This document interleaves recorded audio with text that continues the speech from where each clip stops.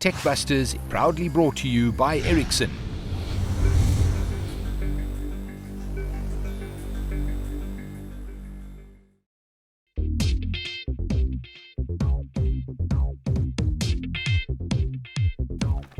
Hello, good evening and welcome to TechBusters. This is your all-encompassing guide to technology. I'm Aki Anastasiou.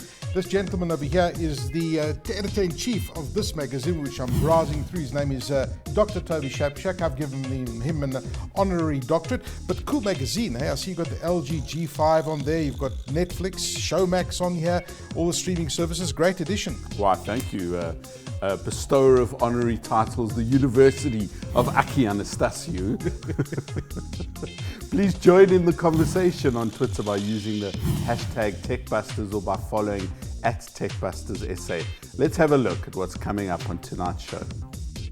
Tonight on TechBusters, we chat to digital animation specialist Seamonster in Cape Town. Aki heads back to Google to chat to their local head of communications, and digital media specialist Geoff Cohen pays Toby a visit in studio to chat about some of the latest trends. Your hand will stay on the pulse of the technological heartbeat tonight on TechBusters. Professor Stephen Hawking and billionaire investor Yuri Milner, who's done all sorts of interesting investments in the last few years.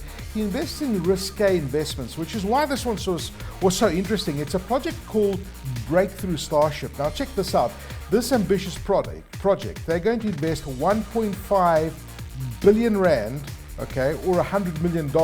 And they basically want to create a miniature spacecraft and send that to another solar system. And this is the size of a stamp. It's like weird, strange stuff. The project calls for a team of engineering and astrophysics experts to develop nanocrafts with sails propelled by light beams that would allow the devices to zoom to the Alpha Centauri star system at 20% the speed of light. I mean, this is like mind-blowing stuff.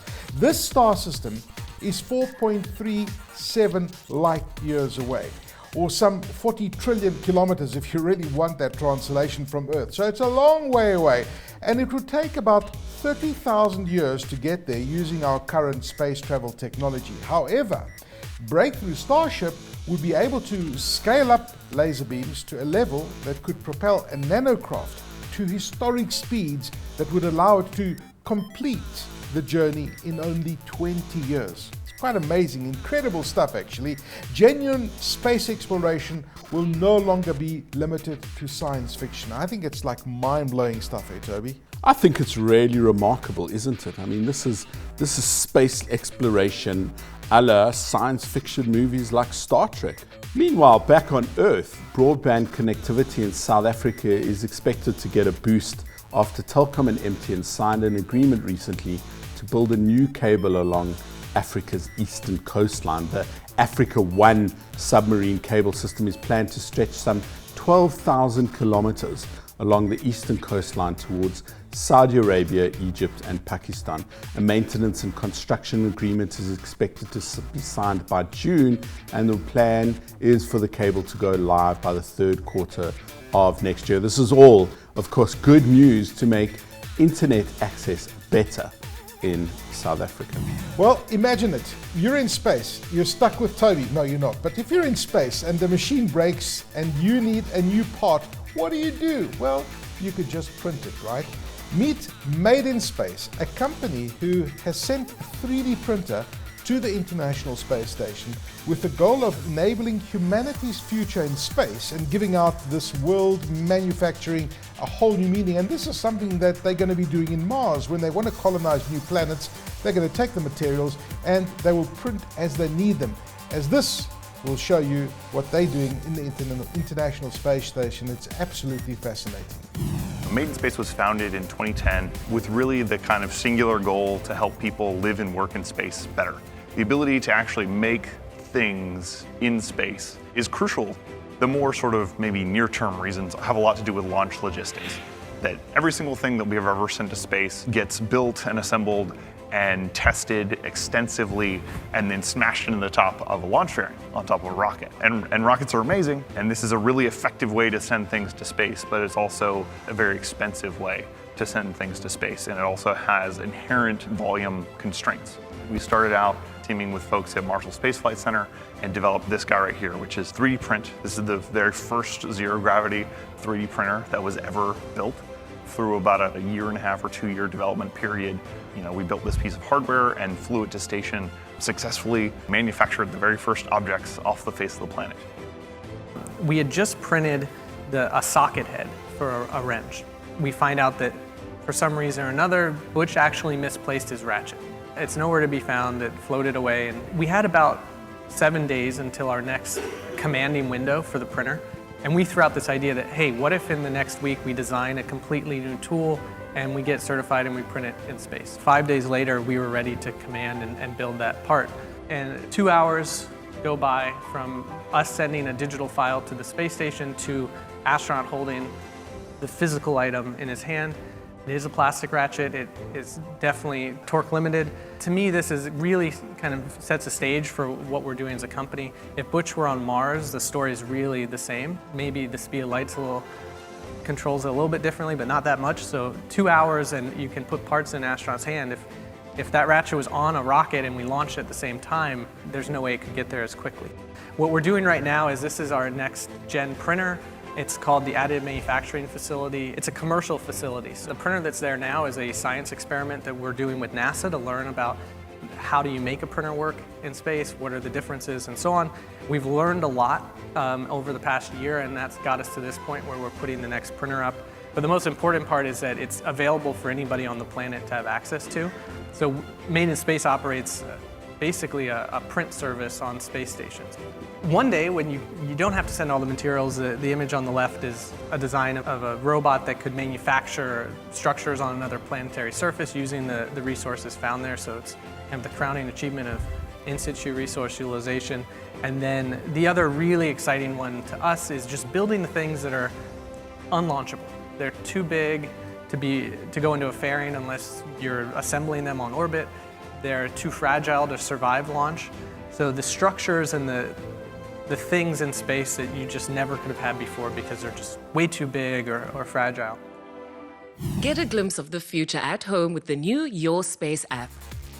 We worked very closely with At Home, especially their tech department, to see where we can innovate in terms of how buyers can visualize furniture in their homes before they go and purchase.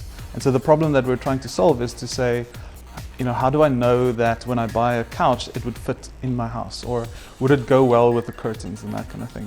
I honestly can't think of a single industry in the world today that wouldn't benefit from augmented or virtual reality. So looking at, walking through a house that hasn't been built yet because you have taken the 3D models from the architect and rendered that in, and while you're at it, thrown in some furniture from at home.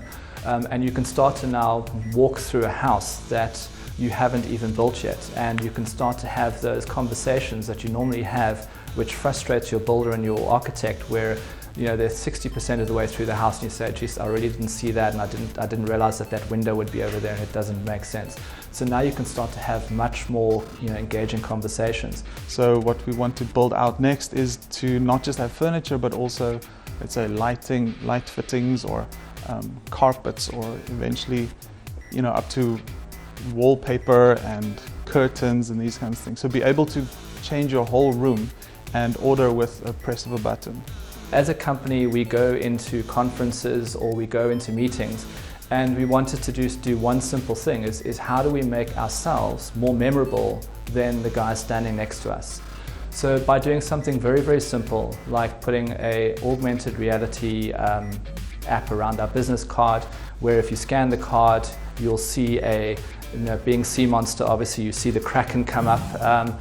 It creates a memorable experience, and it elicits an emotional response. And because of that, we are top of mind when it comes to customers that we meet or people that we interact with. So if I take any object and I make that into a target, and it turns into a side of a ship. Okay, so now what I can do is, if I look away, it's gone, but the moment I come back to my laptop, there it goes, it makes it a target. Now I can blow a hole in it, and now we've got a little fun game where you can actually try and shoot cannonballs at the pirates. For the longest time, there's been this promise of AR is going to take over, and there's been a bit of a slow adoption. but mostly because of the technology not really being able to deliver on the promises that AR is making it.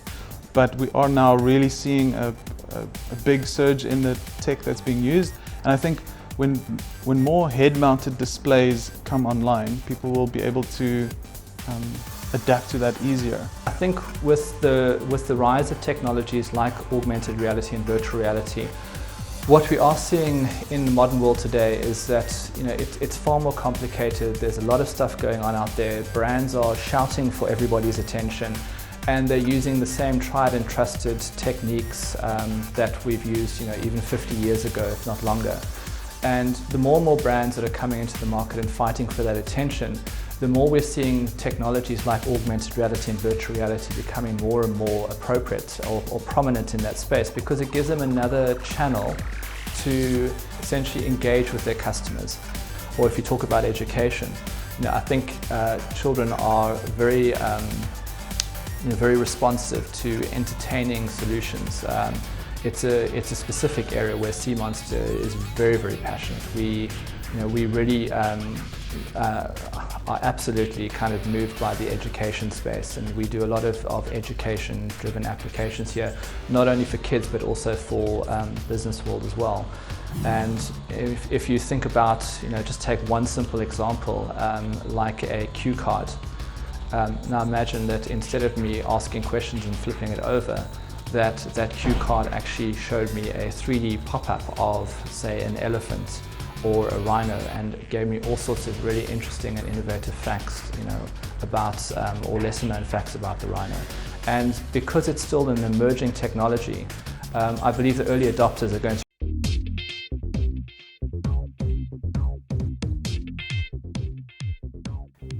So you may remember a week or so ago, I got to speak to Luke McKent, who heads up Google in South Africa at their offices, but I also got to chat to Google's Michelle Atagana, who's Google's head of communication and public affairs for South Africa and looks after the continent. And we spoke about the interesting products that they have and how much people are using Google, how people are using Google, what people are doing on YouTube, for example, and the explosion in video is quite interesting. So here's Michelle talking to us about all the different Google products and where South Africans and Africans are finding real interest in searching on Google and the business impact that they're having on the continent. Tell us about your impressions of these offices. How would you describe them to someone? I think the first time I walked into the offices when we moved in, I stood for a second, looked around, and then I said to myself, oh yes, I work for Google. So it's such an expression of creativity and energy. Someone said to me, it looks like a love letter to Joburg, actually. Now look at the music catalog that you have on Google Music, and it's amazing. It's a massive catalog of music, and the videos are great. So it's great to see all of these kind of services. How are South Africans using them? Well, I think that, when we launched Play Music late last year, the idea was, South Africa is such an important market for Google. Africa is an important region for Google. And we thought we needed to give our users something to do on their devices. And these products, music is such an important part of people's lives. And I think the coverage and the conversations I've had with people since, they've absolutely loved the music product. And the fact that it's got local content on there as well. So you can access artists like Mafiki Solo, Squatter Camp. So all these artists, South African artists, you can enjoy their music on there. And I think South Africans have really loved that. And we recently launched Movies, which has been such an interesting experience. It's changed the way I personally consume media. Relationship between my device and my television and the app is just absolutely wonderful. I can buy a movie or rent a movie on my device, cast it via Chromecast to my television, and just enjoy this movie without having to move very much. And I think that's really great. And we're also getting some positive responses from the market as well around that. Even the bathrooms are cool over here. This is Mujaji, the rain queen, as you see. So there's all these messages, like if you look over here, it says chop shop, which is so uniquely South African, and it's a location of business which disassembles stolen motor vehicles. Like something typically South African, not the stolen vehicles, but we've got like names for everything in the country, which is so cool. And this is the kind of messages, that real South Africanisms that you find here at Google's HQ. So I think this is probably the coolest part of the offices. It's right on top of the HQ here at Google in Bryanston, and they've got these majestic views of Joburg and the Sandton skyline. But Michelle, we were talking about the movies, we were talking about music and all those kind of things, but YouTube as well. It's incredible to see how much local content South Africans are uploading. No, completely agree. We actually did an event in Cape Town called Meet the Creators, and we had about 12 creators there. And this kid, I'm sure you've heard of him, DJ Arch. So he was there with his father and his manager, and they were talking about just how much he's exploded since his audition for South Africa Got Talent got put on YouTube. And it's just amazing just to see some very local stuff where you have these creators who are genuinely telling South African stories and African stories and just putting Africa out there for everyone to take notice. And I really, really love that. It must be quite interesting to see what people are searching as well. Every month I pull up the trends, the Google Trends for the month, because most media houses are quite interested to see what people are searching. And more often than not, South Africans are very interested in current affairs. So what is the current affair? What is the issue of the nation right now? And sports. South Africans love their sports: cricket, football, rugby, all of it. So definitely, you do get a sense of a country that's interested in what is happening inside it. So this is a really cool part of the offices. You'll see that this is a long. It looks like wallpaper, right? But it's actually not wallpaper. You'll recognize that's like the Ponte Towers. This is the Joburg CBD. There's mini buses over there. This is a real Joburg, image of what's happening. This is not wallpaper, Michelle. No, it's Koki. Who did this? I actually don't remember his name, but it was done by hand. This whole thing, it's actually quite astonishing how beautiful this has been done, and I actually feel like I'm flying over the city centre, which is really cool. Now, talking about the city centre and the roads and all sorts of other things like traffic, I love what Google's done with maps. Tell us about maps and how important traffic and those kind of things are for commuters. One of my favorite things that we launched, and maybe we launched quite a few things, is we did traffic alerts, which tells you, you can interact with it, and it will tell you, okay, this is how long it's going to take you to get there, and it will speak out to you, tell you about traffic areas and give you alternate routes and congestions and how long you think they're gonna last. So that's really useful, especially in Joburg. And with another feature that we launched called En Route, you can say to it, okay, show me what's on my route on my way home. And it will tell you, okay, do you want to find supermarkets? Do you want to find fast food places? And it will tell you where they are on your way. So you can stop there, and it can direct you to stop there while still taking you home or where you need to get to, which is really, really cool. What is Michelle Atanaga's favorite feature on Google? If we stay with maps, and I've really gotten into this quite hectically and quite competitively, it's called local guides, which allows you to contribute to maps, and you collect points as you go along. And it's editing map features or commenting on a restaurant you've been at if it's good, adding photos of your food or the vibe in the area. And as you do that, you collect more pictures. So you get from level 1 to level 5, and each stage you get a reward from Google. I'm learning so much about the city. Not everything is inside a mall. There are things you can do outside, which is really fascinating. I don't think I would have actually gotten to know all of that if I wasn't playing with local kids. Absolutely great talking to you. Thank you for your time, Michelle. Thank you so much for having me. Geoff Cohen is an experienced digital specialist with a really solid track record of building really huge online and mobile products when he was the CEO of 24.com. And he's had a particular focus on disruptive startups, especially those that use mobile, e-commerce, and operate in these developing markets. So where do you think South Africa is in terms of our digital and mobile innovation? It's still as impressive as it has been in the last few years? Digital consumption is growing at double-digit percentages across every segment of the population. Right? Smartphone penetration is growing in leaps and bounds. And all of this is creating a really rich ecosystem for folks to create new products that serve customers and solve problems. I think from a South African perspective, the bit that's got me a little bit concerned is I'm not entirely certain that local players are building off that rapid rise as effectively as one would see in developed markets, or even in other developing markets. So the question for me is that I'm trying to figure out is it because we don't have the talent base? Is it because we don't have the market? Is it because we don't have the funding or the appetite for risk to create new opportunities in this space? Or is it that, the leveling effect of mobile technologies and accessible application stores driven from developed markets means that those consumer needs have already been suitably met, and there is no space for innovation that makes a difference? Yeah.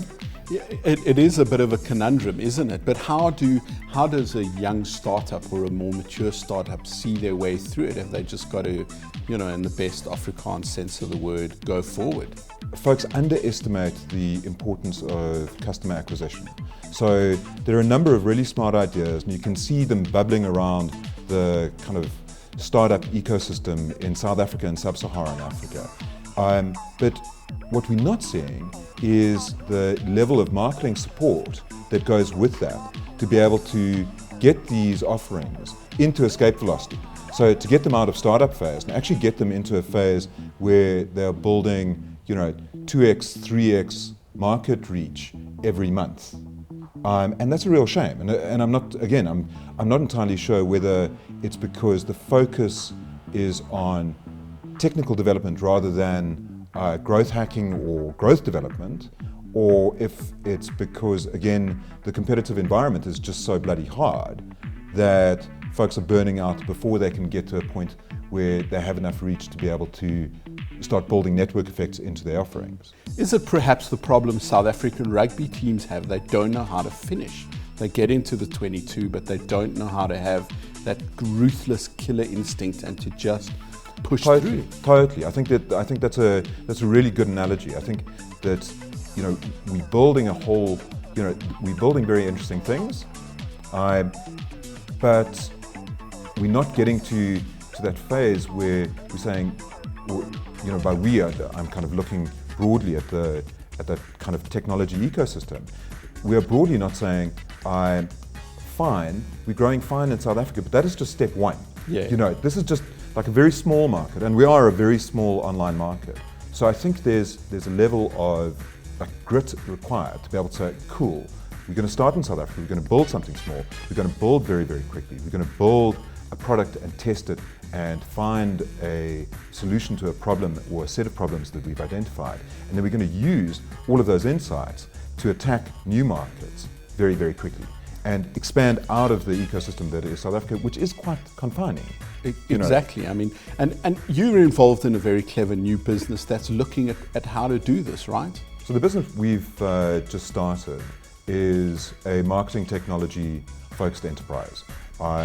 And really, that was driven off my frustration when I was in the media and e-commerce world in how little understanding we had of the data points that customers were giving us and how we needed to consolidate those data points into an effective marketing funnel. So in a nutshell, what we do is we are creating a data management platform that marries offline CRM data with anonymous online data and create a targeting channel for customers to be able to reach their consumers everywhere they touch them on the internet. Geoff Cohen, thank you for joining us and good luck with your new venture called Delve. Delve, thank you very much.